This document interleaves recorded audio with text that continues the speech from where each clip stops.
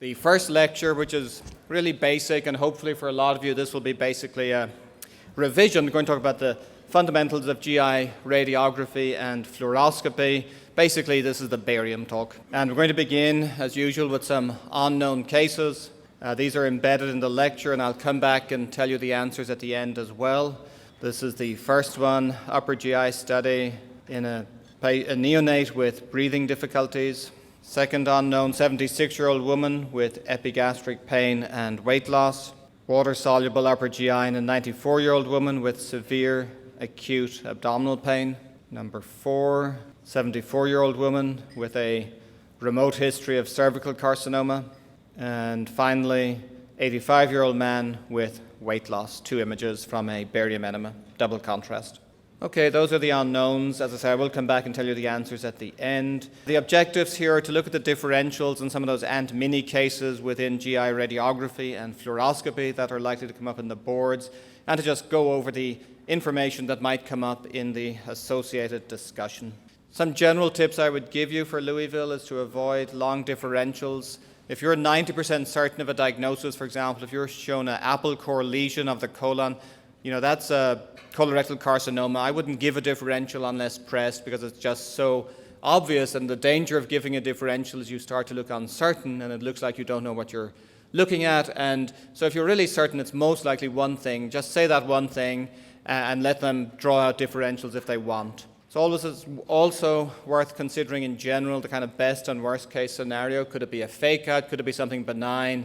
Could it be something malignant if it's actually something that looks benign? At least even just mentally make those considerations. Specific to fluoroscopy, it's always safe to suggest endoscopy. So if you see something funny in the colon or the upper GI tract, saying correlated with endoscopic findings is usually a safe suggestion. It's okay to ask for clinical information, but do that cautiously. It's not an excuse for not knowing the radiological appearances of a certain disease. So I think once you've given, you've had a stab at what you think this is, and then if you want to ask for some information, that's okay, but I don't think it should be the first thing out of your mouth. So here are the things that we're going to cover today, and it looks like a long list, but a lot of these are fairly straightforward, and we're basically going to start at the top and go distally. So beginning in the esophagus, Zenker's diverticulum, right up here, these outpouchings at the upper, really in the pharynx. Most of them are left-sided, occur at this point of weakness known at Killian's triangle. There's a lot of muscle information, anatomy you can learn if you want. I don't think you're going to be pressed on that, so I wouldn't worry about it too much. They present basically with esophageal-type symptoms, with dysphagia, food sticking, halitosis. They may get aspiration. So, if you're shown a chest x-ray and there's some infiltrates, an intelligent thing to say would be it might be aspiration pneumonia.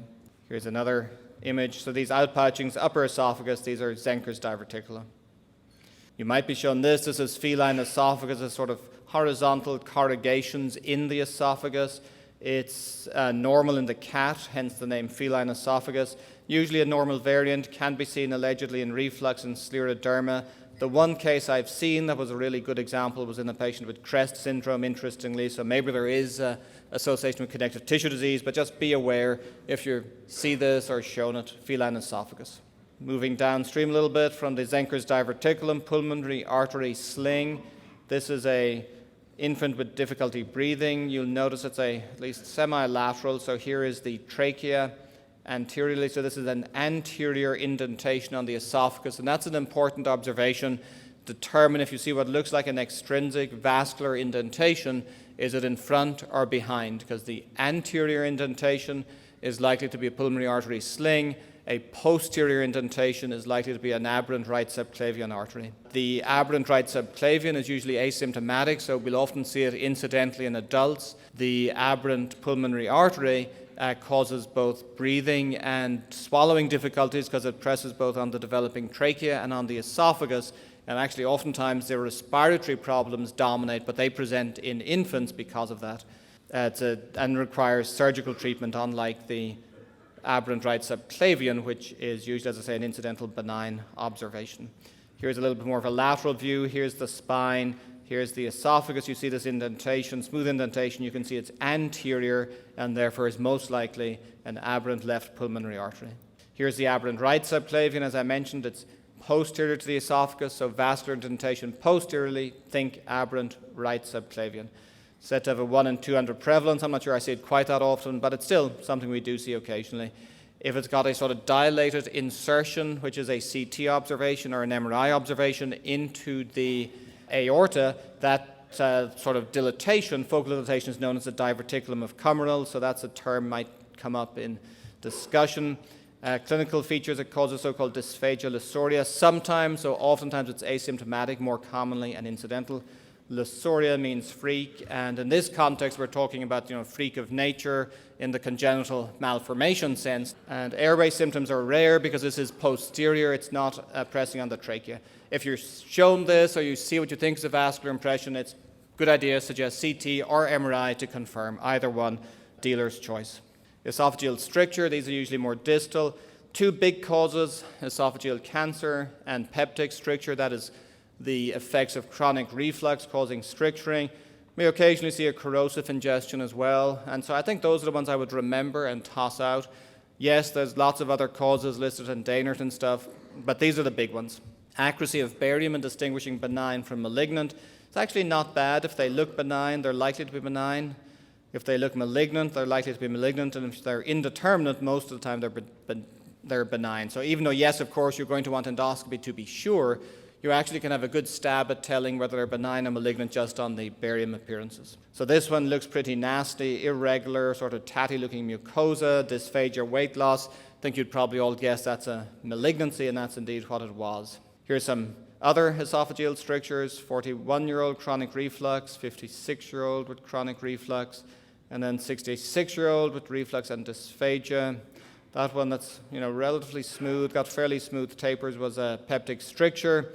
This one that's a little bit more nodular and funky looking above the stricture was cancer arising in Barrett's metaplasia, so again related to chronic reflux.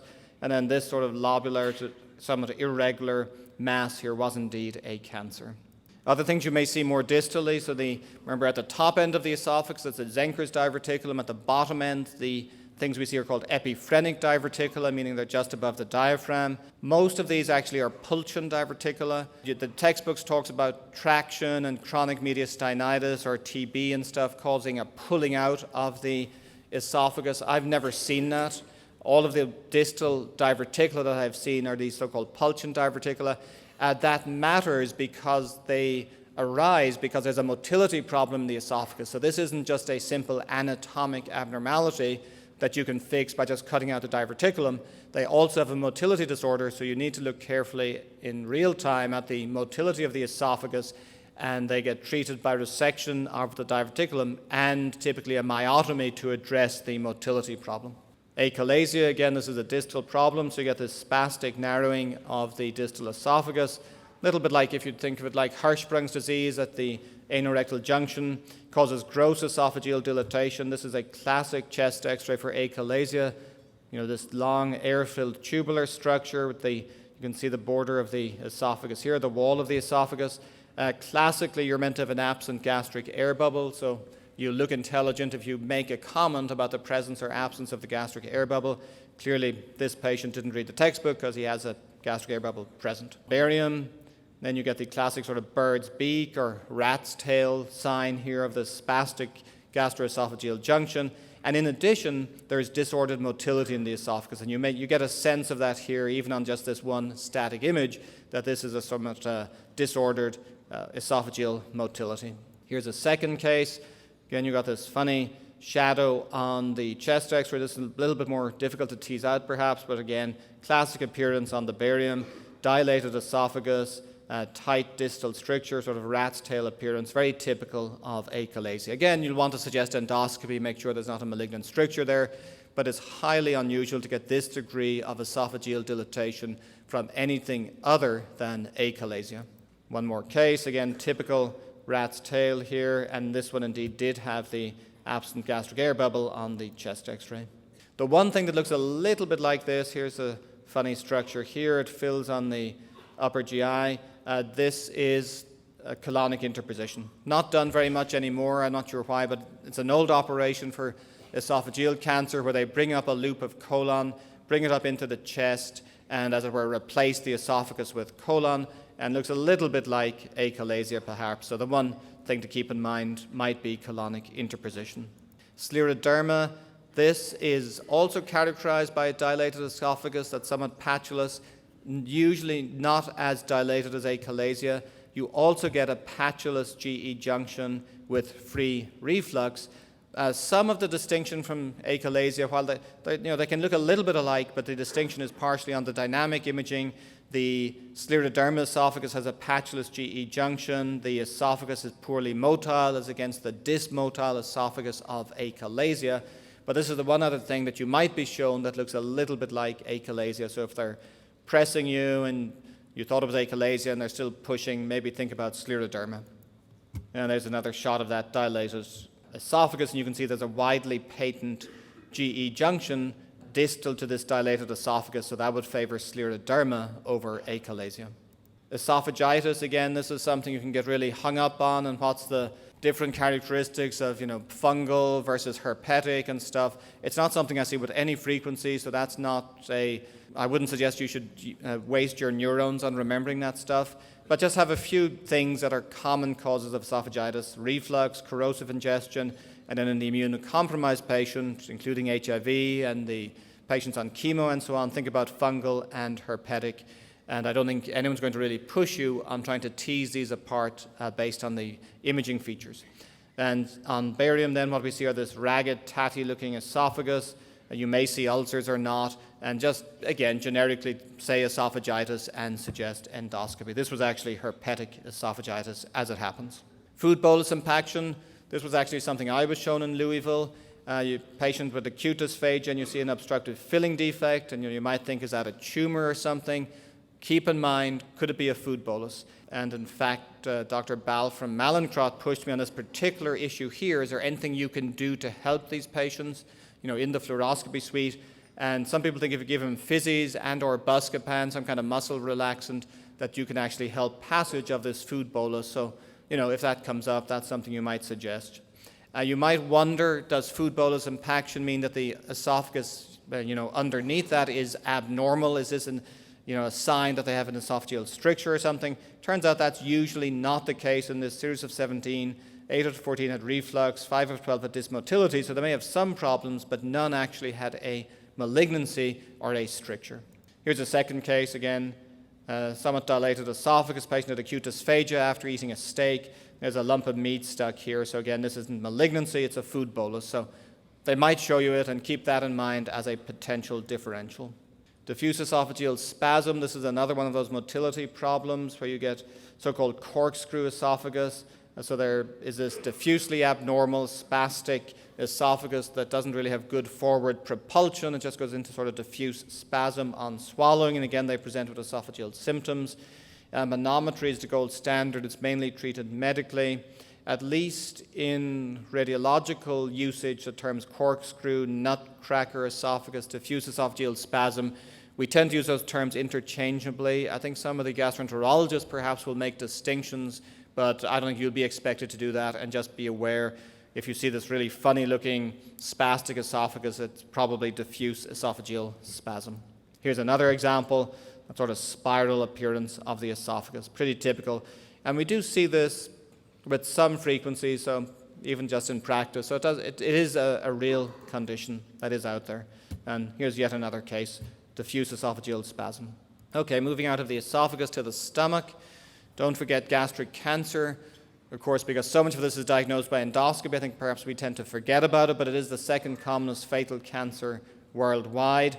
Of course, the reason we're not very much involved as radiologists for the most part is that endoscopy is so much better at the diagnosis than a upper GI study or double contrast barium meal, to use European terminology. But here's an example. This filling defect here along the gastric fundus, along the greater curvature, and again here you're sort of missing a normal greater curvature. There's actually a big filling defect here. This was an example of gastric cancer. Here are some more examples. The entire stomach almost, apart from the fundus and maybe a little bit of the outlet, is constricted down. Looks like almost like an hourglass constriction, except it's in the stomach, not the colon. This is another example of cancer. Another patient, big filling defect here in the gastric antrum. These are all gastric cancers. So keep that in mind. We tend to forget about it because we're not primarily involved in the diagnosis, but you could well be shown examples. Another term that you might be expected to know about or discuss is linitis plastica.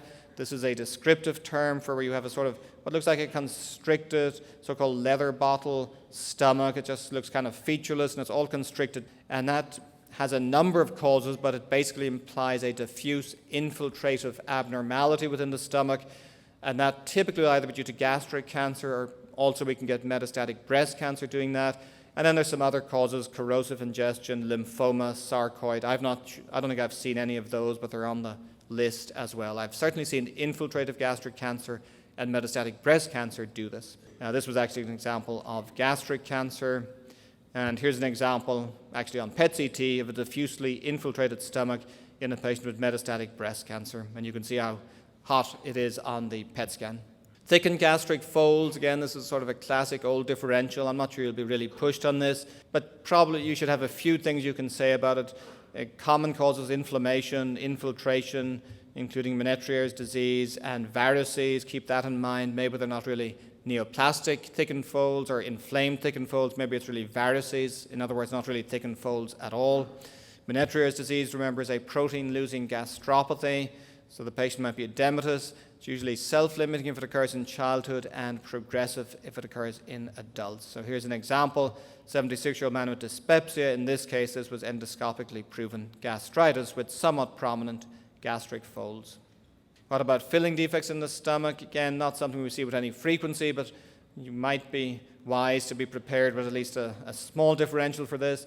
So metastasis, of course, and lung, breast, melanoma, renal cell like to go to the submucosal compartment of the GI tract. Polyps, so the patient may have some kind of polyp syndrome.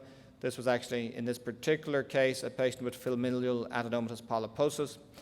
Maybe it could be varices again. They can present as discrete filling defects. Or the one thing to keep in mind that's sort of an ant mini is the pancreatic rest. These are varices here. You can see that extending into the esophagus, so that perhaps helps make that diagnosis.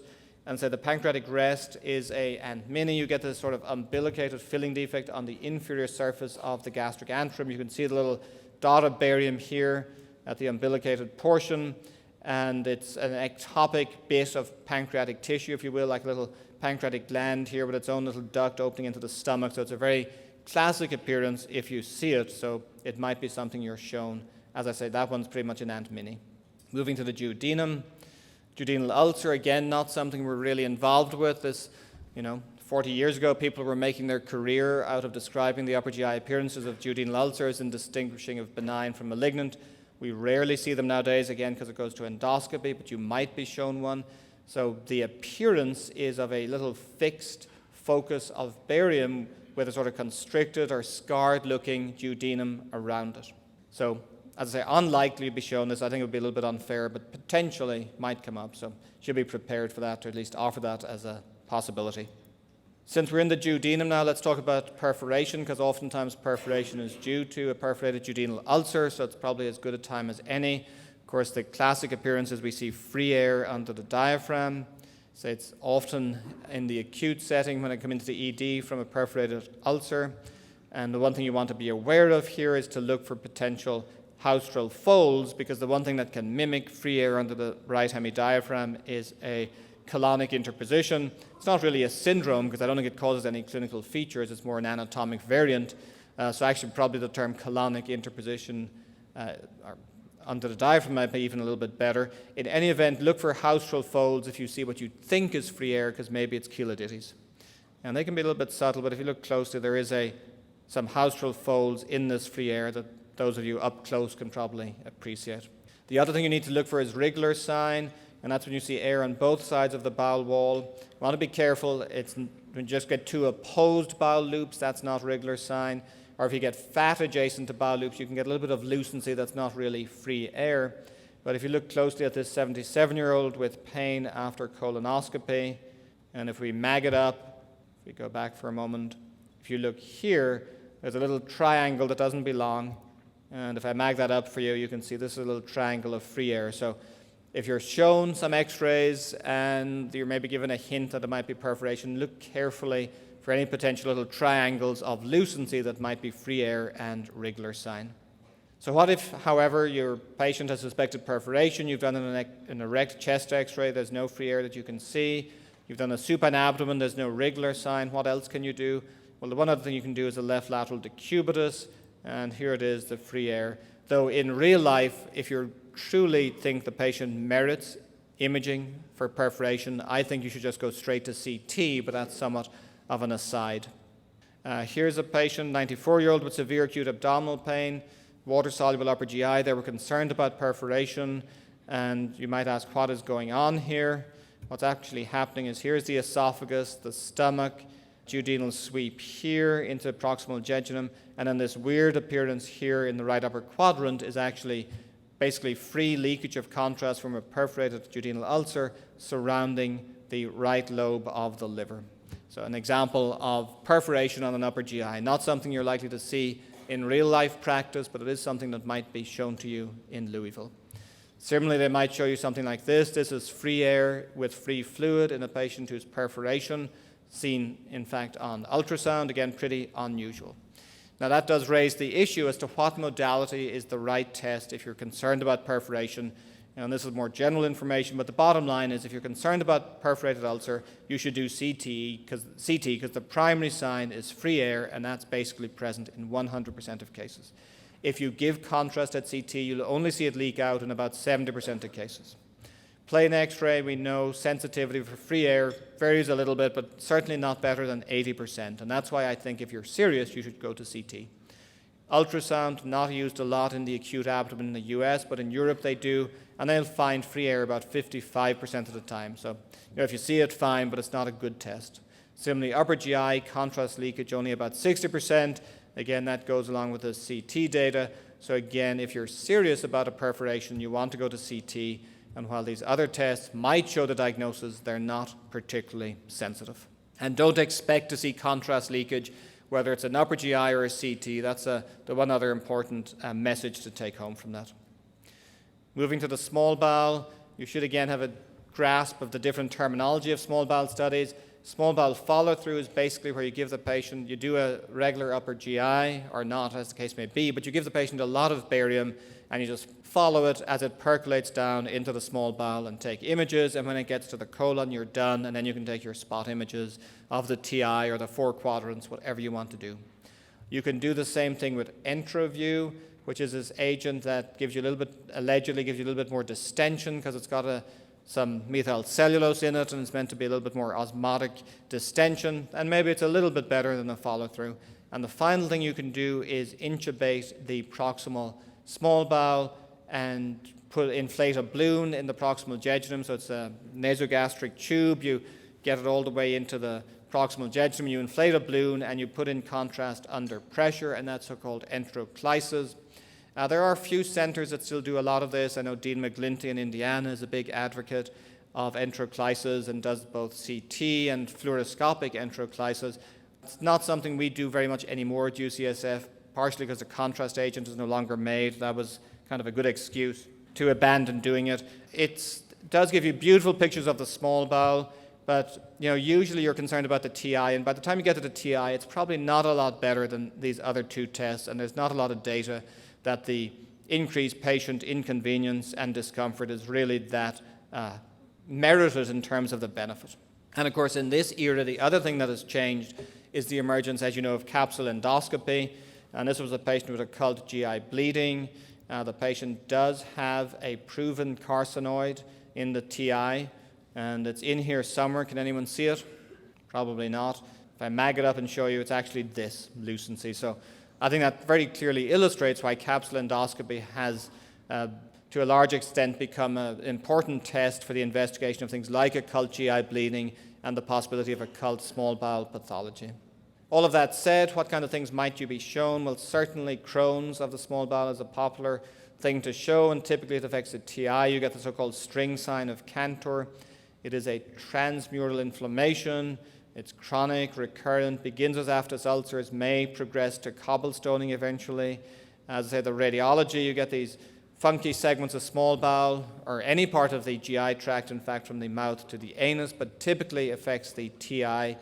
And as it becomes more advanced, you get the so-called string sign of Cantor, where you have a long, tight stricture within the terminal ileum. And of course, you may also see fistulas. So here's very nasty-looking Crohn's, all the bowel here sort of tethered together, and you see these fistulas passing from one loop to another.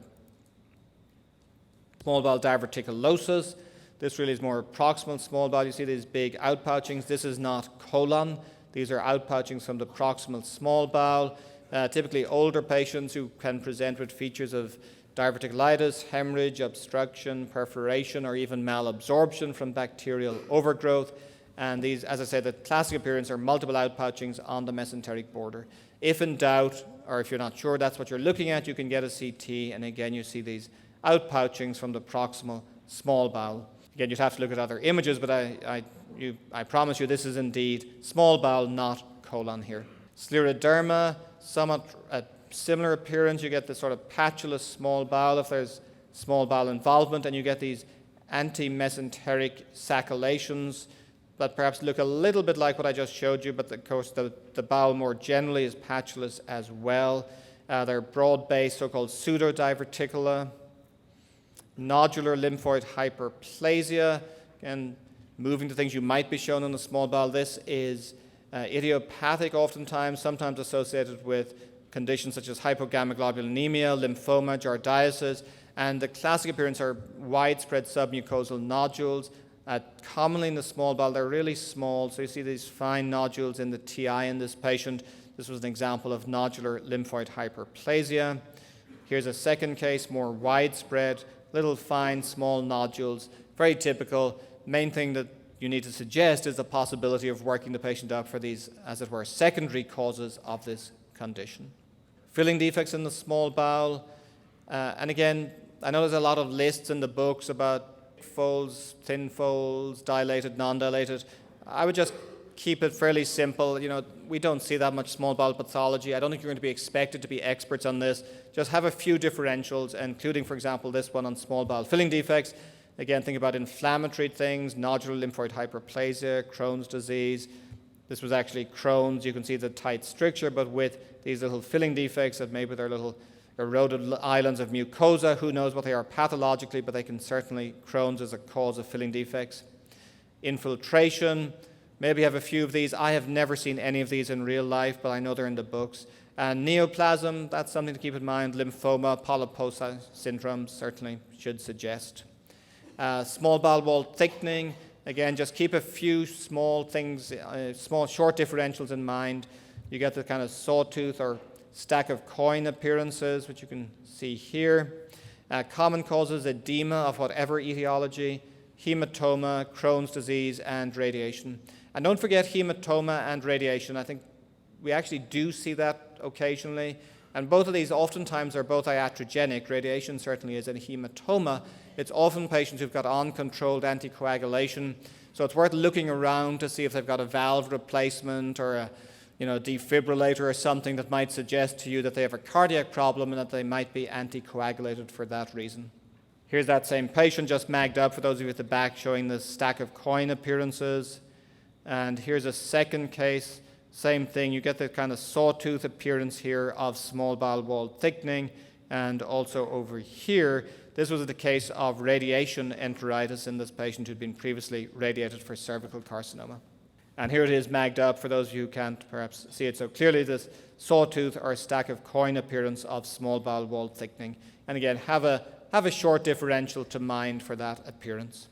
Graft versus host disease, you get this typical ribbon-like bowel. Again, I think I pulled this image off the internet because I have never seen it in real life, but it's said to be a classic appearance, ribbon-like small bowel. You might, I guess, be shown it occurs after allogenic bone marrow transplant. The GI and the skin are major targets of that disease, and this is said to be an Aunt Minnie appearance. Celiac disease, and in fact I was shown this in Louisville. You get so-called ileojejunal reversal. Remember, normally the proximal small bowel has a lot more folds than the distal small bowel, so this is abnormal. The distal small bowel has a lot of folds and the jejunum does not. That's the reversal of the normal pattern. And that's said to be the Aunt Minnie appearance of celiac disease or sprue, though again, remember, it's really diagnosed by biopsy, not by radiology, but it might be shown to you as a alleged ant mini. Moving to the large bowel, polyps. Here is a polyp on a double contrast barium enema. You can see it here hanging by a stalk. Looks like a little pituitary gland almost. Here it is floating in a pool of barium. Again, really all you really need to know is why don't we do more double con BEs for polyps? Because it's not very sensitive. And you can see the data here based on paired optical colonoscopy, double con BEs, even for polyps over 10 millimeters, which are probably the important ones, only sensitivity of 48%. Hence, that's why we do at least optical and perhaps nowadays virtual colonoscopy for polyp detection. Why do we stratify these polyp size when we look at this data? The reason is that it's polyps, once you get to about 10 millimeters, those polyps have a substantial likelihood of being adenomas. They have a small likelihood of being malignant at the time you see them, and they have a reasonable chance of being malignant out at 10 years, which remember is the screening, the suggested screening interval for optical colonoscopy screening in those who are 50 and above. The polyps of 5 to 9 millimeters, this is a little bit more controversial, but their risk of malignancy out at even 10 years is pretty small. And you can say, well, I'll pick them up when they turn malignant 10 years out. So most people tend to disregard polyps of 5 to 9 millimeters, though there is some debate, and I think certainly everyone believes polyps under 5 millimeters, their likelihood of being anything bad, even out at 10 years, is so tiny that they can be ignored.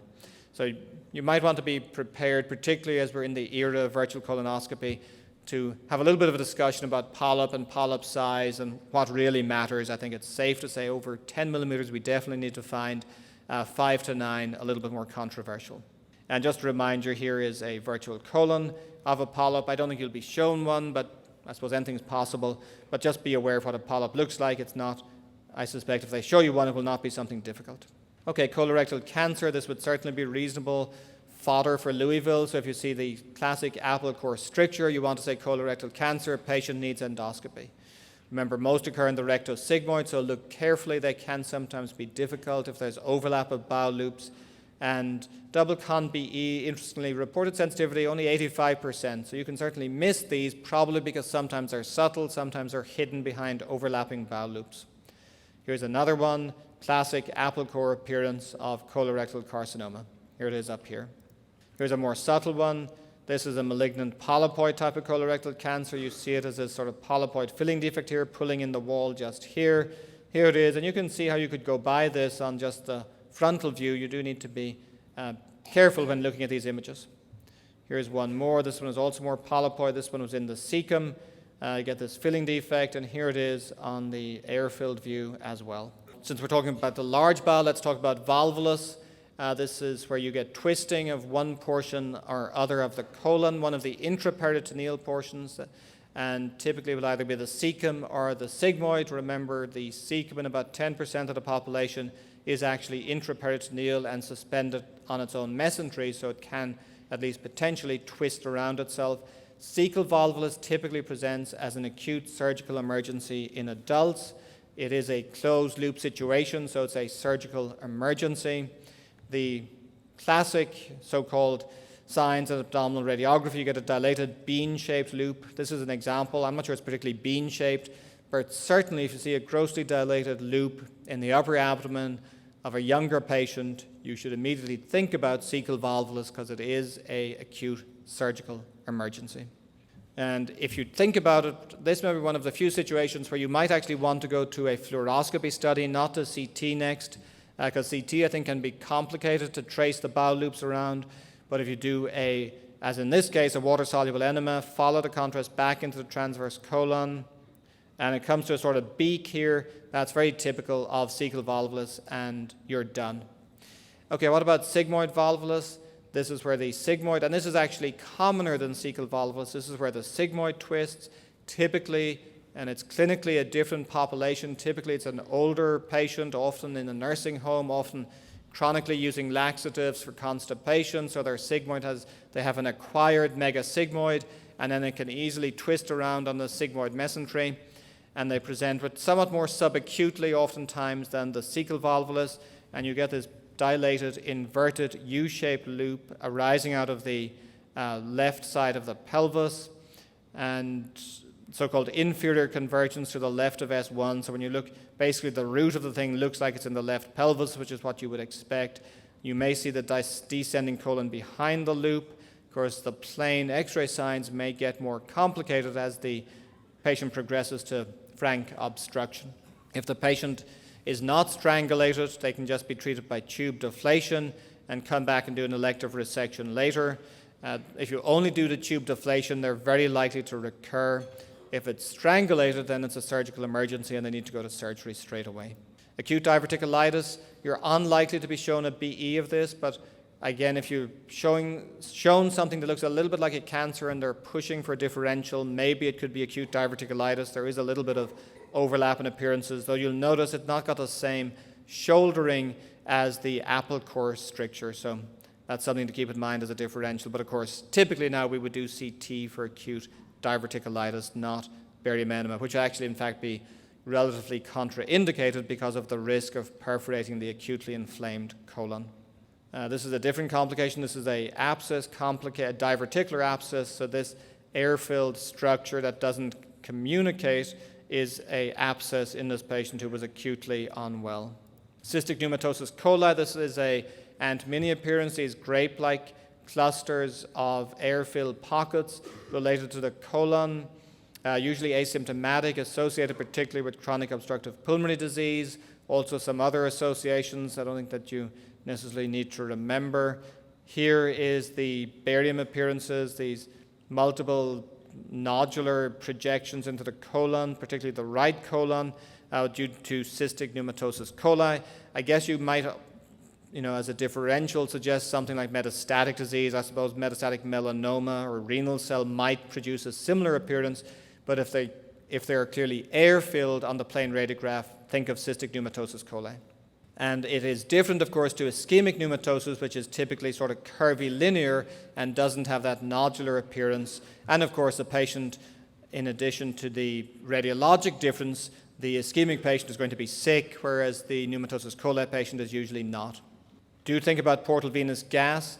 This was a patient with a cecal volvulus, really hard to figure out here, but if you look closely, and it's really hard, but there was these little lines of air in the right upper quadrant. So if they're sort of pressing you for findings on a plain X-ray and you're not seeing or you don't get what they're thinking about, remember portal venous gas. Look in the right upper quadrant in somebody who looks like they might have an acute GI problem, because maybe that's what they're expecting you to find.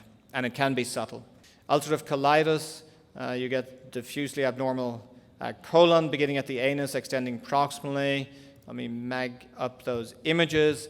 It is a mucosal disease, but it does erode away the mucosa, so you can get these sort of linear tracks under the ulcerated mucosa, and obviously just looks really tatty and irregular. This is the typical appearance of ulcerative colitis.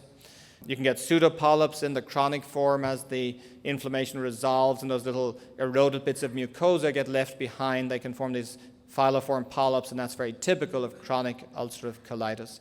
They may also progress to get a toxic megacolon with thumbprinting in the acute phase, and ultimately they can also be complicated by malignancy. So, take-home messages. We've reached the end of the trip through the GI tract. Most cases I think you're likely to be shown will be pattern recognition. There are certain things you mustn't miss. One is perforation, of course.